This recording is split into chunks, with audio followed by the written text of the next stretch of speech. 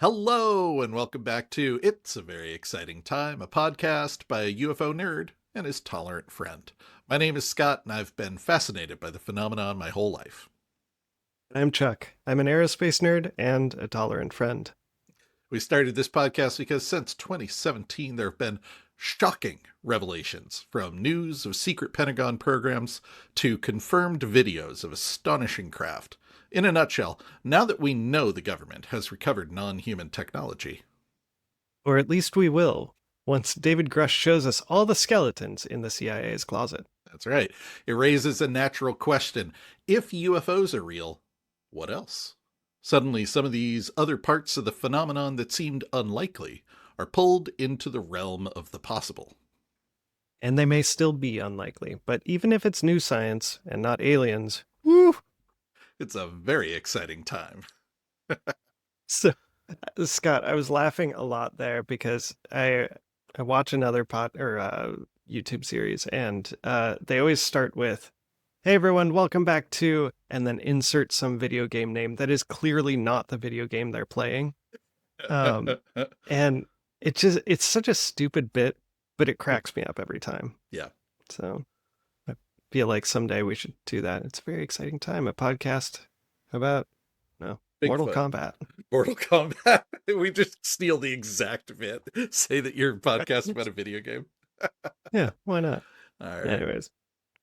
Oh, how was your New Year, buddy? We haven't recorded in a minute. I know, it's been a long time. Yeah. New Year was good. I'm sick right now, which kind of sucks. I'm sorry everyone who hears it, but yeah, New Year was good.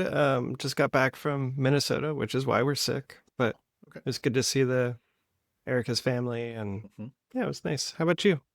Yeah, I got sick over Christmas. Also, in fact, I got sick enough that for the first time in years, I did not make the trip up to my in-laws in Washington.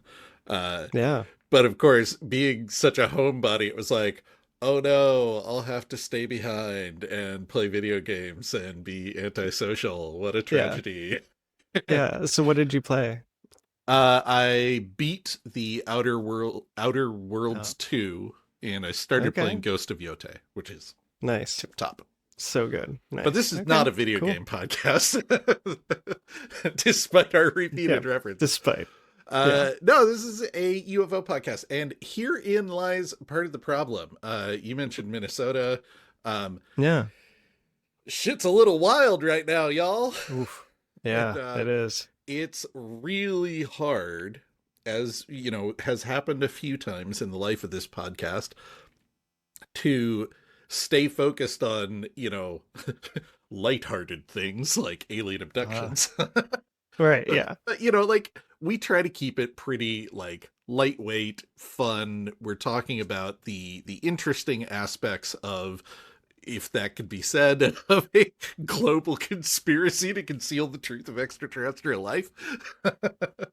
But, we do a lot of laughing, and sometimes it feels inappropriate, and that's not the only reason we haven't been recording, but I'd be lying if I didn't say it was part of it. Also, it's just been a little slow lately in the UFO world. I try to remind myself, when we have occasional moments like this, and they are occasional, over the time we've been recording this podcast, there have been a handful of times where more than a month has gone by without anything really significant happening.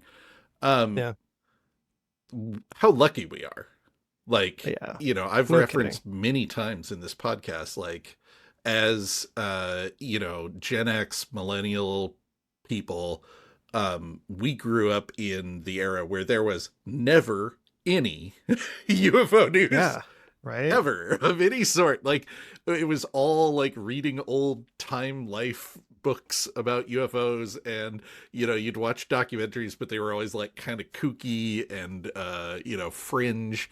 And now all of a sudden we have mainstream interviews with UFO whistleblowers on the regular, to the point where I'm like, it's wild. Nothing really new happened this week. And I'm discarding casually, Congress people saying wild things because they're things I've already reported on. It doesn't, I don't know. So anyway, I try to remind myself how weird. lucky we are that even in a slow period, there are still things happening. Like it's a wild time. Yeah, it is. So what happened this time? Yeah. So the thing that I did finally go, okay, this is worth coming back and talking about is our good boy, David Grusch, gave a couple of new interviews. Okay. For anybody who has not been paying attention, David Grusch is a former, like, everything. Air Force, intelligence community. He was very highly read into classified programs. At one point, he gave the presidential daily brief, which means you have to have the same access levels as the president, for example. Right. He also, notably, worked with the UAP task force, and as a result of that, discovered that there is his claims are that there is a UFO crash retrieval and reverse engineering program. There's sort of a Cold War happening between at least the US, Russia, and China, where we're all rushing to recover and reverse engineer craft because the idea is this is going to be such a game changer that whoever does it first effectively wins forever.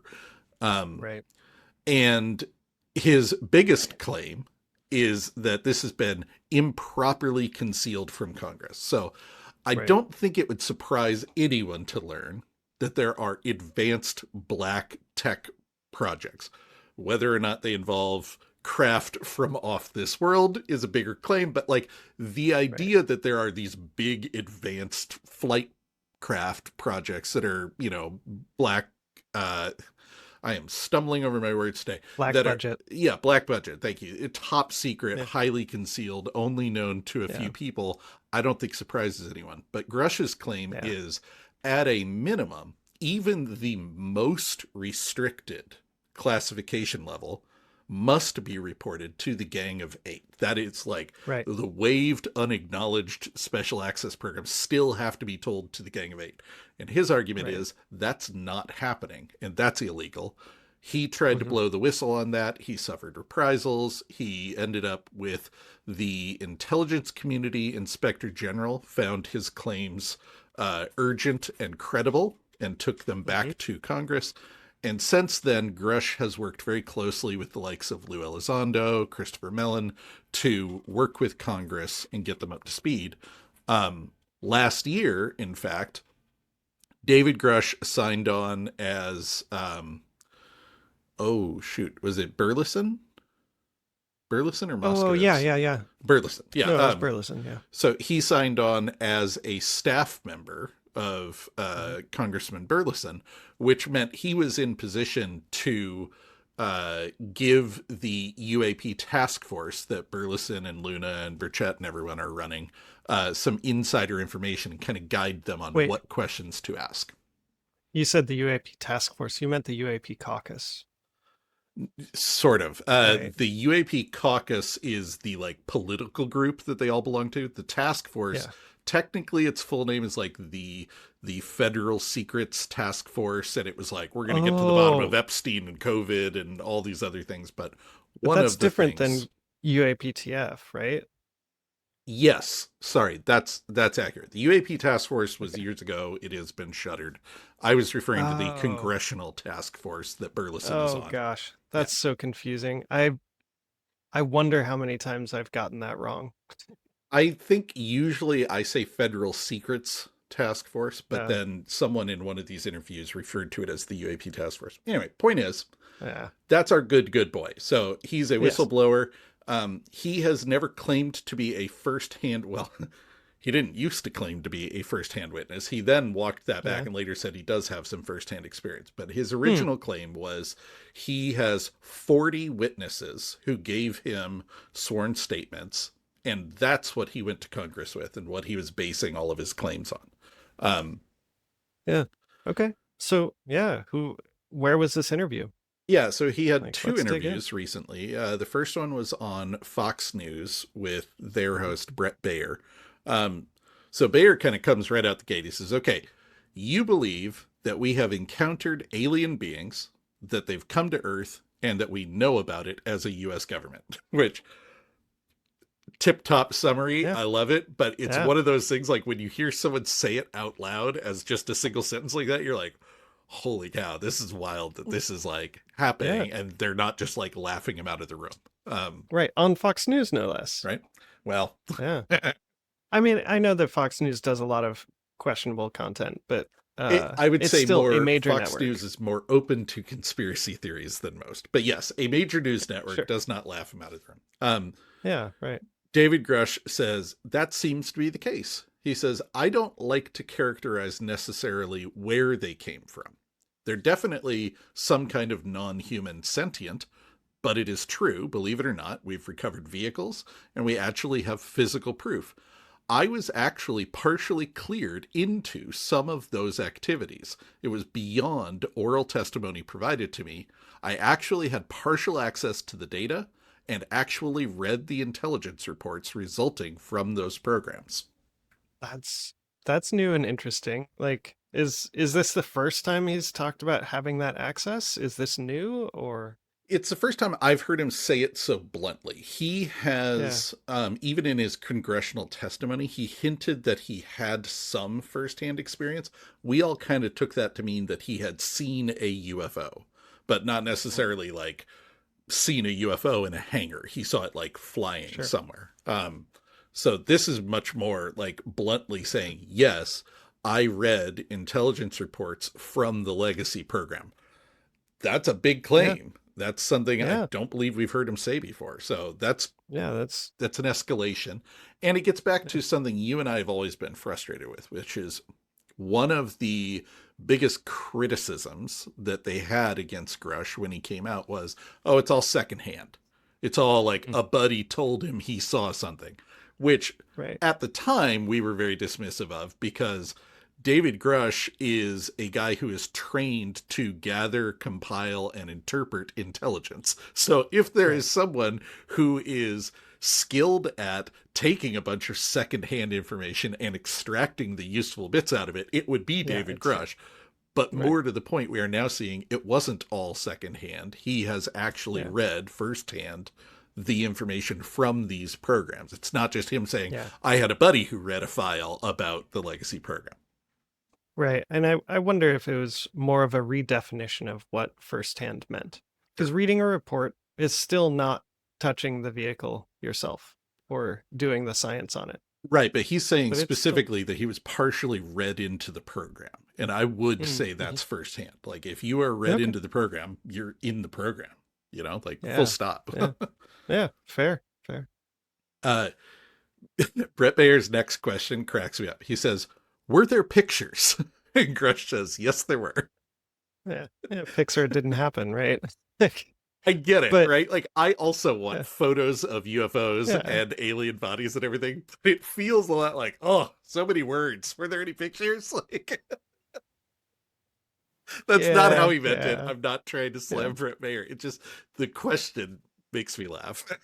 Yeah, totally. I mean, so I assume we don't get to see them, of course. But, no, of course not. Okay. Nor does he give any details. He simply says, yes, there were pictures.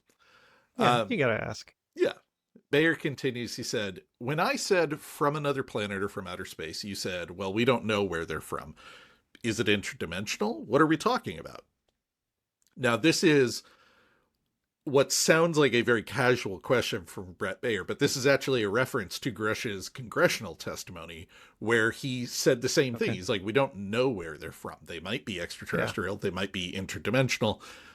Some people have really seized on to that. Anna Paulina Luna, for example, commonly references David Grusch said they're interdimensional. He didn't. He said that's one possibility. But yeah, it is something he has mentioned before. So Grusch responded, he said, I've talked to a lot of, I'll call graybeards in the program. This is a subject of hot debate on origin. As a guy trained in physics, I leave an open mind on what the origin is. Certainly, there's the extraterrestrial hypothesis. They could be coming from elsewhere, off Earth. But I don't usually go there because I didn't see that data, and I'm not conversant in the high confidence theories that the U.S. government had. Yeah, interesting. So, I mean, it makes sense. Like, there's so many possibilities. Like even in the intro, they say like it could be new science. We just Absolutely. believing they're from another planet feels like it's limiting so many possible options. 100%. Yeah. So. We just for anybody out there who's not familiar with this, if you accept a certain data set, there are a number of theories that could explain that data set. One of them is they somehow traveled here from another star system. Okay, now you have to answer faster than light travel. That's fine. That's just science, but like that's a barrier to it being extraterrestrial. It's a big one. Another theory that's commonly brought up is maybe they originally came from somewhere else, but they've been living here for thousands of years, like deep underground and guiding human evolution or something. One of my favorite theories is called the extraterrestrial hypothesis, which is basically they're time travelers. They may be from Earth, but from far in the future, and they're coming back for various reasons. One of the things that abductees often talk about is that they're here to gather genetic information. Why would someone from Alpha Centauri need Earth genetic information? Well, someone from a far future branch of Earthlings, it makes sense why they might want some backups, especially if, as they often say, there's some sort of catastrophe coming in the future. If these are the distant survivors of a nuclear war, they might be suffering from radiation stuff. So interdimensional is another possibility. They're from here but not here. So the thing that I like about Grusch is he's just like, look, I don't know where they're from, but I can tell you they're non-human sentients. That's a big tent pole to put into the ground on its own. Yeah, it is. Yeah. There was a line in what he said that I'm surprised you didn't pounce on, Chuck, which is he said, I'm not conversant in the high confidence theories that the U.S. government had, which implies that the U.S. government does have some high confidence theories. Yeah. I mean, I would have liked to have pounced on that, but it's like, he's not saying anything about it's true. So. There's a lot of ifs in that statement. Yeah.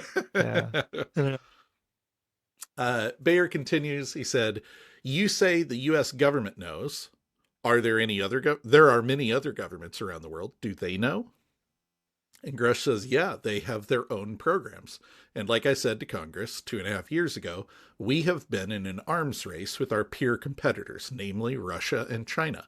I was actually able to view a body of intelligence that discussed adversarial programs, and I'll leave it at that. As my buddy's dad used to work at NORAD, and he would occasionally tell us veiled things about adversarial programs, and I kind of get it. Like, I don't know, there's something about like, something can be top secret and mundane, but then something can be top secret and like scary, and I wonder if it's that. Yeah. Now, one of the problems that we have in the UFO community is he says he saw a body of intelligence that discussed adversarial programs. Okay, fine. We don't know what he saw. Now, maybe he saw the result of an incredibly in-depth counterintelligence operation that had us infiltrating or listening in on the Russians, and we know what they're up to. But another possibility is recently, when George Knapp testified to Congress, he talked about traveling to Russia in the 90s, in the 80s, as a journalist, and smuggling out a large cache of Russian UFO files, which he turned over to the intelligence community because it was intelligence, Right. Those files, we do have some insight into what they claim. And what's interesting about those files is they neatly mirror what we were doing in the US. There's some exceptions. The Russians were a little more into psychic research than we were and stuff like that. But notably, we have a number of witnesses talking about incidents like the Malmstrom missile base, where a UFO showed up and shut down all the nuclear missiles in the facility, which is a very alarming thing to happen when you are the missile commander at a base responsible for nuclear missiles. Right. There was a similar incident in Russia, although alarmingly, what happened there is the nuclear missiles were armed. They were turned on, not off. Yeah. In my head, I always assume that is, they weren't trying to turn the missiles on or off. They were just like sending a big shock of EM radiation into the system, and the American systems responded by shutting down, and the Russian systems toggled on. That kind of matches my understanding of the Russian engineering psychology, but who knows, you know? Fail on versus fail off. Right? Yeah, I can see that. But yeah, so we know that the Russians had or have reported the same kind of thing with UFOs investigating and even interfering with nuclear missile bases. And there's apparently reports in there of their own crash, retrieval, and reverse engineering attempts. Is that the intelligence that David Grusch saw? Who knows? You know, or did he see something else? The reason I mention that is there is a contingent out there whose criticism of the UFO community is that it's kind of circular. They're eating their own tail. You know, like person A says something to person B, who repeats it to person C, who repeats it to person D, and then it gets back to person A. And there's only one source, but we hear 4 different people saying the same thing. But it turns out they're all quoting the same person. Who knows? We don't know what David Grusch saw. All he says is he saw a body of intelligence. But I do think it's interesting that he says this publicly just a couple months after we hear from George Knapp talking about a body of intelligence about the Russian UFO stuff. Yeah. I feel like in the last 30 years, we would, the intelligence community would have to start monitoring individuals or organizations in addition to countries. And I think that's an interesting grayer area because they're probably your citizens. But yeah, like I'd really like to know what's happening over at your professional competitors. The guy who used to run Skinwalker Ranch. Oh yeah, for sure. I can't think of his name either. What the hell? Bigelow. Robert Bigelow. Bigelow. Okay, yeah. It's like I know his program was called Beam. It's got to be one of those letters. Anyways, yeah. Okay, so last question from Brett Bayer. He says, so you say we've recovered things, but bodies and physical remains. Was there a sense of the motive? How they got here? What they were doing? Was it peaceful? Not peaceful? I gotta say, that's a lot. I respect, as a journalist, he has maybe a minute of airtime left before he has to cut. And he's like, all the questions. Yeah, man. Yeah. Go for it. Yeah. And Grusch kind of laughs. He says, yeah, we've seen a mixed bag of activity. As for motive and intent, why they're visiting, once again, that gets into our assessments. Not necessarily we can't quite understand the intent of some of the sentiments and why they're visiting. Could it be because we have interesting genetic material on Earth? Or we're a Jurassic Park, a tourist attraction for them? It could be a myriad of reasons. Yeah, and I think that the idea that we could understand the reasons is kind of silly. Yeah. What's the word when you're applying human motivations on something? Is it anthropomorphization? Anthropomorphizing. No, anthropomorphizing. Yeah. Yeah, that's a big risk whenever we're talking about aliens. Like we have a tendency to discuss them as if they're just another branch of humans who are doing things we might understand. And maybe they are, or maybe they have wild reasons for doing it. And we'll be like, wait, that's why you're here? Yeah. I mean, we should not understand them. If we can't understand the other creatures on our planet, like what chance do we even have? Right. So yeah, that was the first interview. More recently, he gave another interview to Megyn Kelly. I don't actually know this woman. My impression is she's part of the whole like right-wing journalist sphere, but this was on her either podcast or YouTube channel. I'm not sure, but there are a couple clips up of this interview. Um, Basically what happened is she watched Age of Disclosure and is suddenly very interested, which awesome, good for you.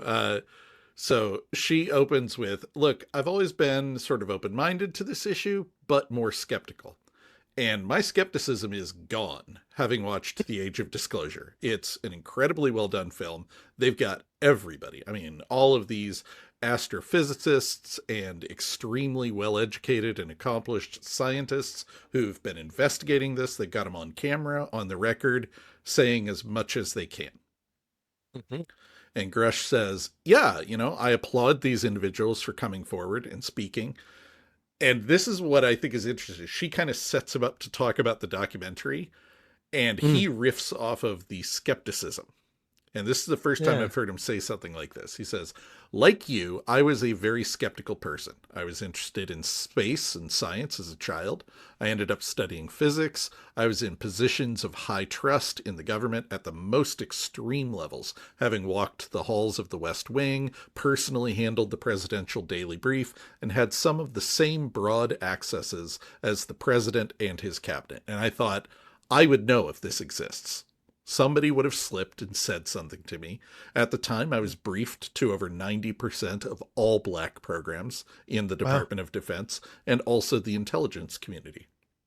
And I had an arrogant opinion of the topic. I was certainly open to the idea, but I figured I haven't seen any evidence and I would have been briefed into those kinds of things because I had a need to know at the time. So I came into it very similar to you. I was very skeptical. Wow. 90% of all black programs. First off, how do you know? But second off, that's a lot. It is a lot, yeah. I had no idea. I kind of thought that he was more deep than broad, but I guess it makes sense if you're doing the presidential brief, you'd need to be fairly broad as well. Yeah. What I will say, like you're joking about it, but I think you're hitting the nail on the head. How would you know?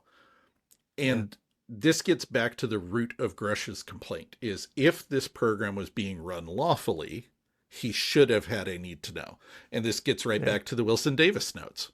The reason Admiral Wilson was so upset is he was the person who is responsible for reviewing the budgets of all of the black programs. And he didn't know about this one. He's like, how is this? I should have a need to know. And they're like, yeah, you don't. He's like, what do you mean? There's no one else. Like, yeah, I'm the guy. They're like, yeah, no, you're not on the list. So Grusch's whole complaint is that they may have valid reasons for thinking this should have a much more restricted bigot list. There should be vanishingly few people briefed into it. But that's not lawful. Like, as the law is written, bare minimum, the Gang of Eight, and, who knows who else, but like minimum in Congress, the Gang of Eight are supposed to be briefed on absolutely everything.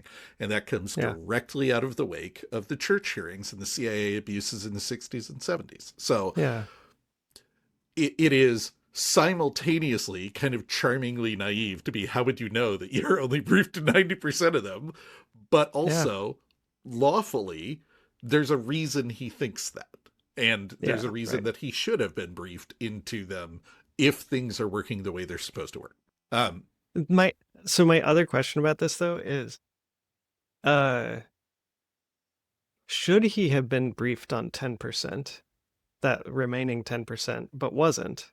Or, I guess, do the black programs cover 10% of all black like these like super dark programs? Do they cover 10% of all black programs, or are they like 0.1% and there were 10% that he shouldn't have had access to? Right.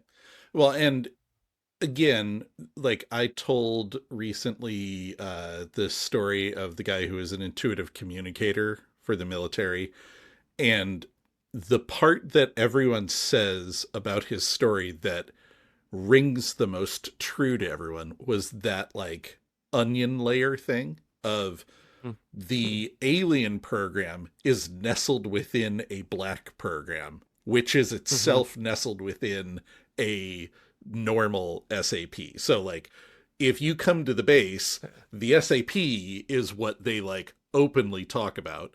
Within that, there's a black program that only some people on the base know about. And then nestled within the black program, there is the alien program, which like 3 people on the base knew about, that kind of thing. Yeah. I find that very believable. But again, it gets back to this idea of that's not how the law is written. So we've got a conflict of interest here. And I'm not necessarily saying it should be public or waived or acknowledged or anything. Maybe it is appropriately classified as a deep black. But right now, that's not how the law works. So either it needs to start getting reported the way that the largest, the highest classified black programs that are reported to Congress works, or we need a restructuring of the law to allow for like ultra black, like ultraviolet, you know, like right. What do you remember the name of the blackest black ink? I may be a few versions back. I believe it was called Vanta Black. Yeah, Vanta programs. Yeah. There you go. Yeah, exactly. So Grusch kept talking about this. So he says, look, I was very skeptical. He says, when I was eventually brought into this topic, working for the UAP task force, now he is referring to the one run by Jay Stratton. I was thinking, I'll figure out what this is. This might be some kind of US program or some prosaic natural phenomenon, some kind of adversarial program, some strategic technical surprise. But eventually, as I started pulsing my network and digging into archives where we'll just say certain programs forgot to fully clean out safe drawers. Understand what that means. That I get this sort of implication, but yeah, how do you interpret that?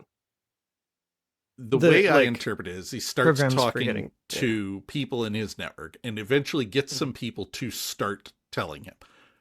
On paper, they shouldn't be telling him. He wasn't cleared for it. But, you know, like people do talk, and Grusch is saying, like, I'm investigating this for Congress, yada, yada. Eventually, some people start pointing him somewhere.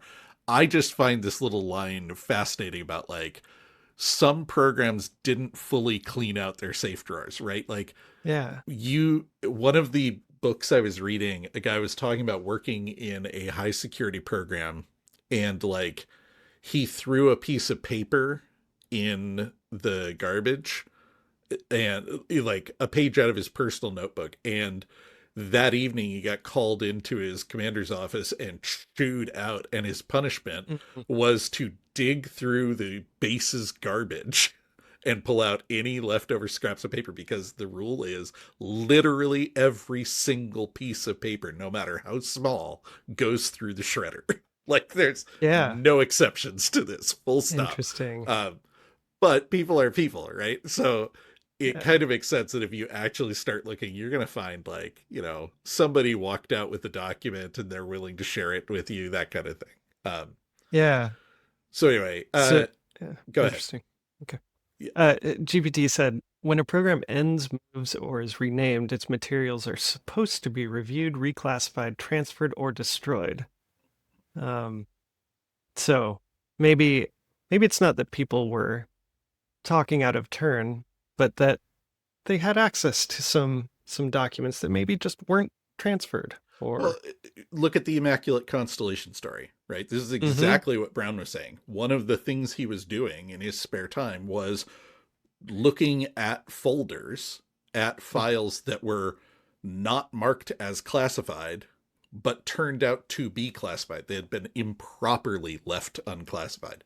And this was one of the things he was doing, was getting them correctly classified. But the one he stumbled across claims to be. So anyway, it wouldn't surprise me if Grusch is talking about things like that. So Grusch says, so at the end of this, I had a combination of oral testimony, audiovisual evidence, and documentation, and then interviewing over 40 people all the way up to cabinet level over the course of 4 years. I became convinced at a high confidence level that the U.S. has engaged in crash retrieval, reverse engineering, operation of non-human craft, and recovering the biologics as well. It's a good wrap up. I feel like you could have started with that. Yeah, for sure. Would have answered like most of the questions, but yeah, it's really good. What I appreciate about this is we had heard that he had 40 witnesses. He has teased that they were very high level. I think this might be the first time he has said that at least one of those people was at cabinet level. That's really interesting. Yeah. What does that mean? Oh, Chuck, you always ask me the questions I don't know exactly how to answer. The president has a cabinet. I believe these are presidential appointees, but I'm sure there's some like law nerd in our comments right now letting me know how wrong I am. Cool. But what I like is he says that he's got sources up to cabinet level, which I think is a new claim. He also clarifies what information he found. So we knew that he had oral testimony because obviously he's talking to people. But he's now saying he also had audio visual evidence. And this gets back to what he said earlier. Like, were there photos? There were photos. Like, right. So he is now claiming to have seen photos of bodies and craft, not just people talking about it, which is, again, taking his claims one step further than he took in the past, which I find fascinating. Yeah, and the documentation, like the reports that he saw. Yeah, that's interesting. Yeah. Kelly goes on, she says, the documentary is saying that they found some sort of alien beings or bodies along with the crafts, and that the government has had it for decades, and that it's happened multiple times. The whole theory of the entire movie with all of these storied experts, and she like interrupts herself at this point. She's so excited to talk about the movie. She's like, and these are not crackpots, by the way. I mean, if they're crackpots, then boy, they found dozens of them who have been at the highest levels of our government over generations. But they're all saying, yes, this has happened. And the reason they keep it secret from everyone, including our own presidents, is what? That's the question she lobs at him after this introduction. Yeah. It's so good. And Grusch says, well, it depends on the administration. Certainly there were former secretaries of defense and presidents that were briefed on this matter. It depended on the level of trust that the lifers in government had with those individuals. And she kind of talks about the idea that they talk about in the movie that like the director of the CIA probably is not briefed on this, but there are people at the CIA who are briefed on this. And the government has this weird thing where a lot of the highest level people are presidential appointees who cycle out every 2 to 4 years. If you're running a generational, highly secret program, I get why those people might not be at the top of the briefing list. What's shocking is to hear that the president themselves is also considered to be the same kind of temporary employee. I mean, he's not a lifer. Right. So Grusch says it depends on the level of trust. And he says, and unfortunately, this subject has been a victim of a lot of domestic information operations. There's certainly been this Game of Thrones activity with multiple factions in a bipartisan manner, but it is true that a lot of people have been withheld. Okay. There's a lot. I haven't watched Game of Thrones, and I don't know what domestic information operations are, and I don't understand what bipartisan manner would mean in this case. Can you interpret that last sentence? Yeah, so I've actually edited his quote a little bit here. Okay, I'm going to tip my hand here a little bit. In this interview, David Grusch says a number of very pro-Trump things. He repeatedly uses the phrase deep state. And when he says bipartisan, he's saying like it's happened on both sides. Both Democrats and Republicans have done this. So, okay, of course. it's frustrating for me because I think David Grusch is a good guy and I think he's a really credible witness, and I don't like finding out that somebody I have a lot of respect for thinks that Trump is a great president and is a believer in the deep state. Right. Which is a weird thing to say, given that this podcast is arguably literally about the deep state. Like, we regularly talk about an illegal cabal of secret keeping government aid. What is that if not a deep state? So I edited out because the term deep state is very loaded in the political climate. And I don't know how David Grusch meant it. He may have meant it in the like literal sense of there is a deep state that, we're all talking about it. Or he may mean it in the Trump sense of corruption and, people I don't like are deep state. Okay, interesting. When he's talking about domestic information operations, and the next part of the quote will help clarify this, he's literally talking about different groups in the government moving against each other and fighting over this. Oh, and this is something it makes we sense. have heard repeatedly about from multiple angles. Lou Elizondo has famously talked about having people confront him and say, "You're doing the devil's work." It's like literally even just the idea that you were investigating UFOs is opening the doors to demons. These like high level people in the government who were shutting down programs because they thought that it was demonic. But there's also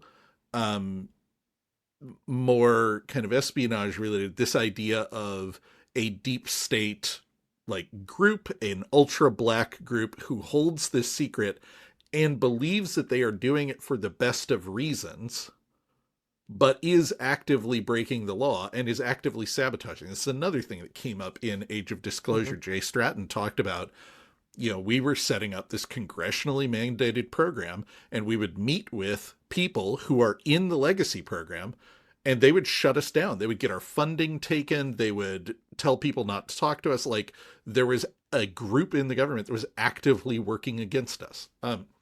So there's a lot of ways to interpret it, but that's my understanding, is even within the U.S. government, this isn't one group. It's multiple groups who believe different things. Some believe we should investigate it. Some believe we should be telling the public. Some believe we shouldn't tell the public, but for good reasons. Some believe we shouldn't tell the public for what I think are kind of crazy evangelical reasons. But like, it comes down to there's not one adult in the room who is in charge. Yeah. I think I've talked about this before, but my boss at work mentioned that he's observed that sometimes decisions get made that are like manifested rather than made. And he's like, sometimes you try and track it down and you find out nobody made that decision. Yeah. It just kind of manifested during a discussion, spread from there. Then you try and find the person because you want to argue with them, and you can't find them because there isn't a person. Right. It's like, everyone thought it was someone else's decision. Yeah. Yeah. It's weird. So Grusch went on, and this is the part I think you'll really like. He said, "I was very disturbed to find how this was controlled. It was unaccountable. Everybody owns a piece. Nobody owns the outcome. And there's not really like a mob boss that we could look for and talk to. The closest person we got that I was aware of was, unfortunately now deceased, Vice President Dick Cheney, Darth Vader himself. Not surprising, he was involved in this. And essentially when he left in 2009, that was the last time that these activities really had central leadership." I would never have expected a Dick Cheney, but also Darth Vader? Like, he never struck me in that way, but I don't know. Darth Vader was a nickname that Dick Cheney had, and like he even kind of liked it. Like, he joked about it. Of course he did. Yeah. Yeah. Huh. Yeah. I mean, that's fascinating that there was a central leader at some point.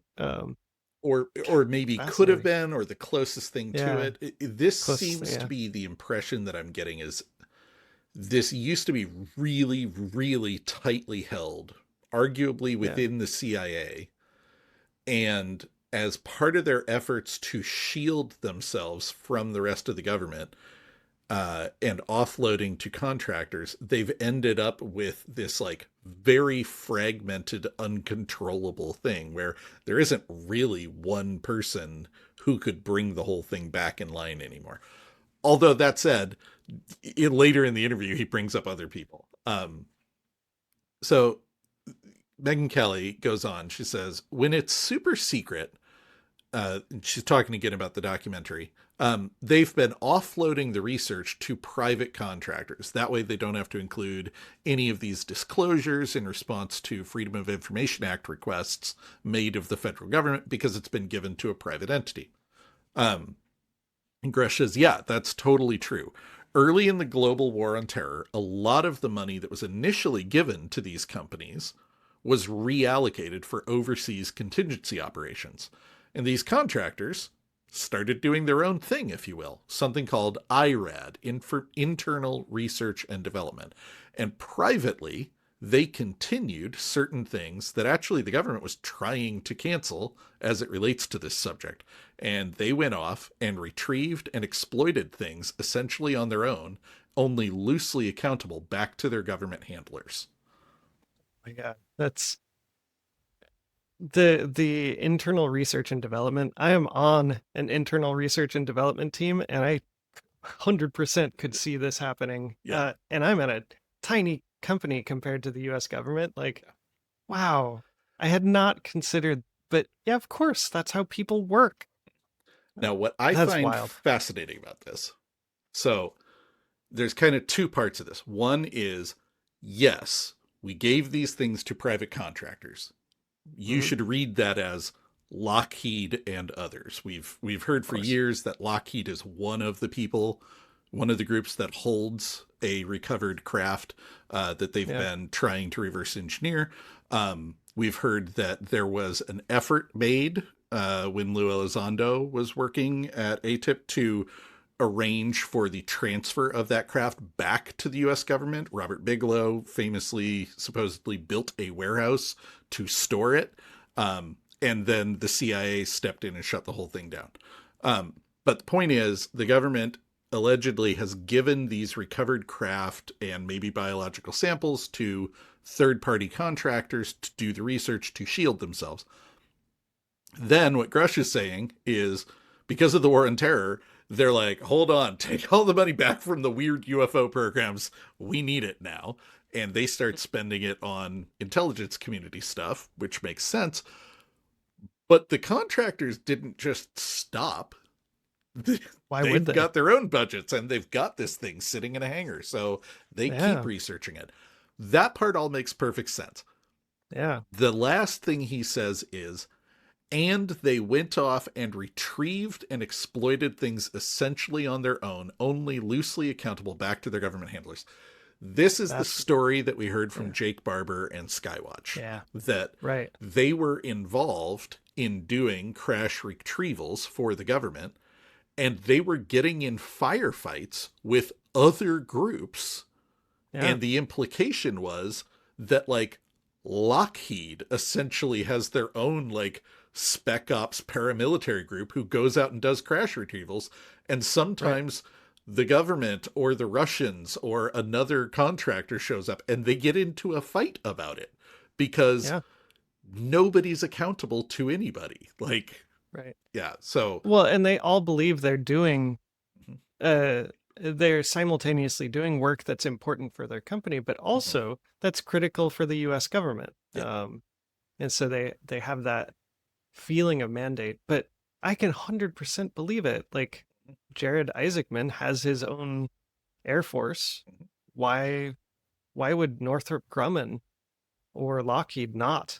Makes sense. I know that we are reading into his quote a little bit, but this is kind of a theme on our program. Like, when I hear someone say something wild, I find that interesting.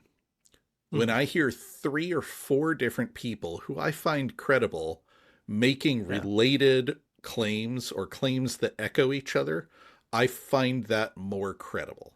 The fact that he is echoing things about classified documents that we've heard Matthew Brown say about Immaculate Constellation. The fact that he is echoing things that we've heard Jake Barber say from Skywatch about contractors doing crash retrievals, I find all of these reinforcing each other.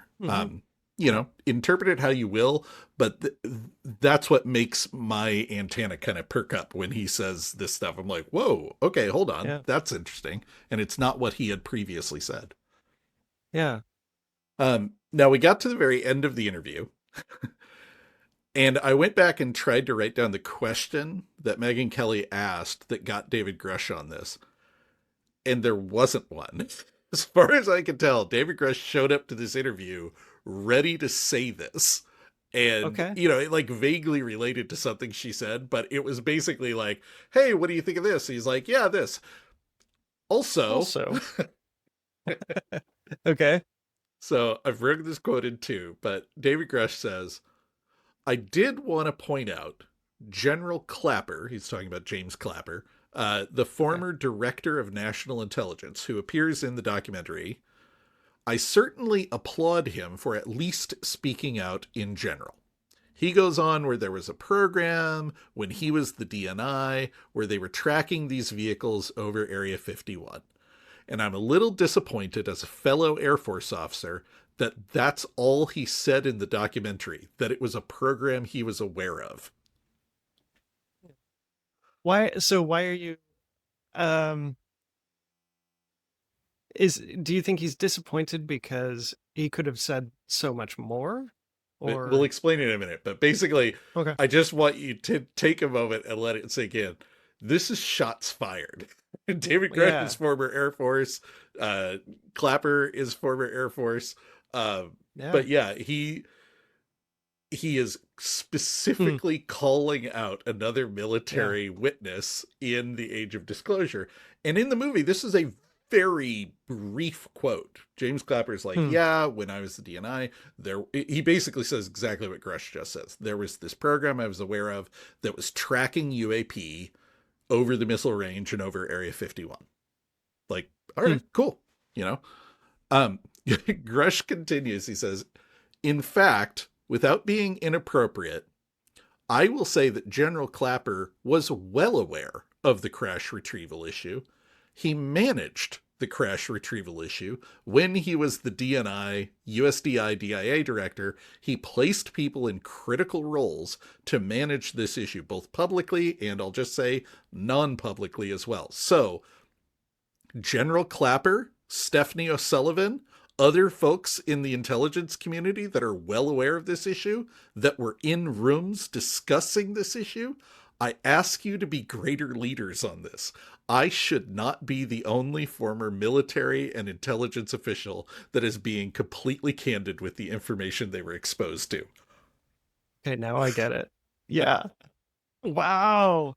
So that's the when someone very calmly comes in and says, I'm very disappointed in your behavior. It's like, oh shit. Like, yeah. Yeah, that's dad for you. Done fucked up. Yeah, right? Yeah. Right. But yeah, so I just want to put a pin in the map because this is absolutely new information. David Grusch just publicly alleged that James Clapper, when he was the DNI, was actively managing this program that tracked UFOs and crash retrieval. And he also calls out Stephanie O'Sullivan, who's another high-powered intelligence community person. So wild. Now, I haven't seen a whole lot of reaction to this other than Ross Coulthart like, holy shit, did you guys hear what Grusch just said? Yeah. Yeah, this was a big step beyond. Now, Grusch has been saying for a few years that he's frustrated and kind of implying that he's ready to start naming names. But here we go. In 2 interviews, he called out Dick Cheney, James Clapper, and Stephanie O'Sullivan as being involved. Holy cow. Yeah. I'm just like reading through their resume, and it's really interesting. Oh man, that would be cool if they if they took that mantle and actually spoke up. Well, and I hope explains that they why will. he's a little frustrated. If he's watching Age of Yeah. Disclosure, he's like, oh, wow, Clapper's in this, and he knows Clapper ran Yeah. this program. And then all Clapper says is, I was aware of a program. Like, understatement much, buddy. Yeah. Yeah, exactly. So it's interesting to think about what Grusch sees when he watches the video. Yeah. Like he has such a, a deeper relationship network with all the people in the video. It'd be, oh man, it'd be so interesting to see, to just like sit beside him and watch his face as he's watching it. Like, Yeah. oh, that was a big reaction. What just happened Right? there? He's like, I can't say anything. It would actually be very frustrating, yeah, because you would get nothing Yeah. out All of right. it. It'd be maddening, but it would be fascinating. Yeah. So anyway, Huh. that's what I got for you. David Grusch, These are good. Good boy.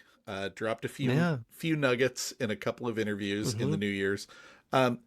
Like I said, it's been a little frustrating lately because there hasn't been a whole lot of UFO news, right? Like Tim Burchett reliably pops up every couple of weeks and says something, but it's always a variation on the things we always hear him say, dadgummit, they're lying to us. And the UAP Disclosure Act, once again, did not make it into the NDAA for the third year running.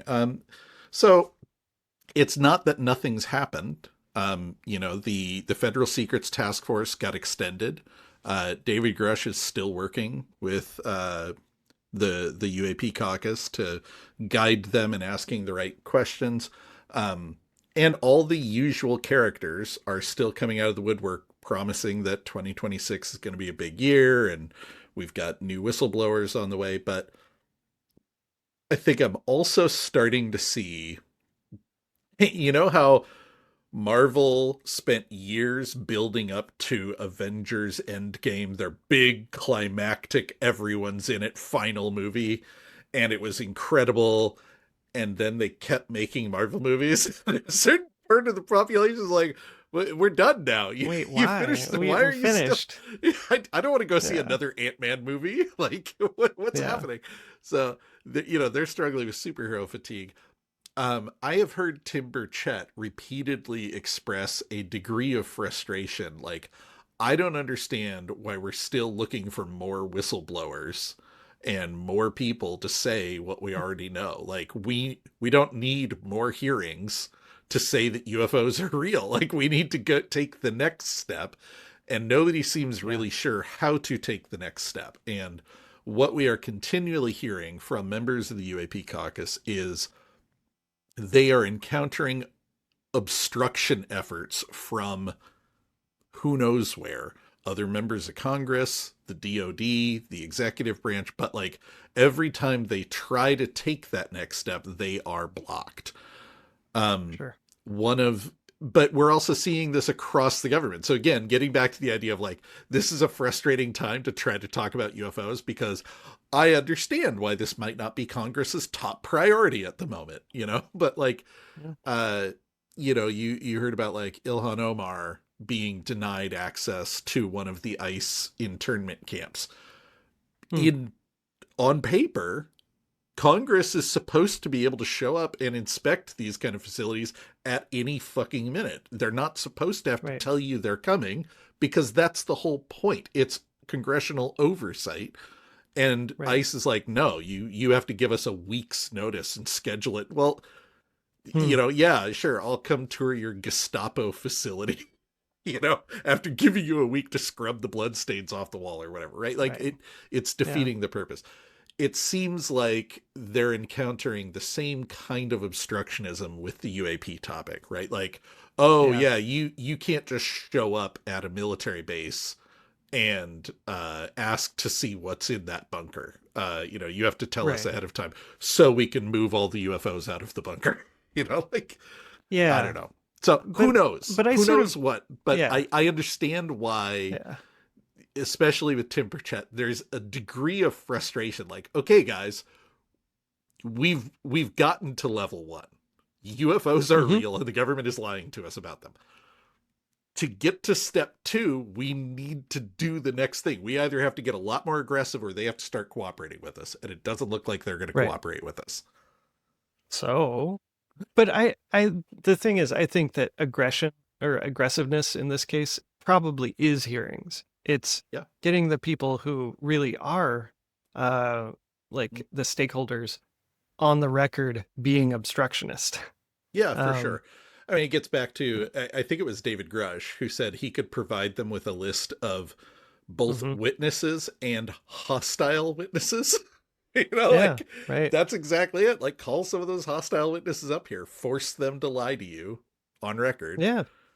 I don't know, man. Right. And then, you know, when it comes out that they were lying, you know, we have some interesting options. Yeah. So yeah, to everybody out there, you know, stay safe. I don't blame you if UFOs aren't at the top of your attention list at the moment. They're not at the top of mine. That's why we've been on break. My kind of resolution to myself is, you know, the show is not over. We are absolutely still doing it. But not at all. I don't want to force myself to record an episode if either there isn't really anything big to talk about, or if it's kind of an inopportune moment. Like, hey, maybe there is UFO news this week, but, you know, half the world's on fire and this ain't the minute. You know, you've got my word. Like, we will be coming back as there are things to talk about when it's appropriate. I hope that looks like every 2 weeks, like it normally does. But you know, we're going to call it as we see it. Yeah, and January is always a dead time. I've heard multiple YouTubers talk about how like January numbers are always through the floor, and so they just do whatever they want because nobody's watching anyways. Good news, our numbers are through the floor to begin with, so we got nowhere to go but up. So true. Man. So true. All right, everybody, thank you so much for joining us on It's a Very Exciting Time. You can find show notes and more on our website, veryexcitingtime.com, as well as links to our Discord and social media accounts. And if you'd like to support the show, please check out our Patreon at patreon.com/veryexcitingtime, or grab some t-shirts at veryexcitingtime.com/merch. And Chuck, as always, my wife thanks you for listening to me talk about UFOs so she doesn't have to.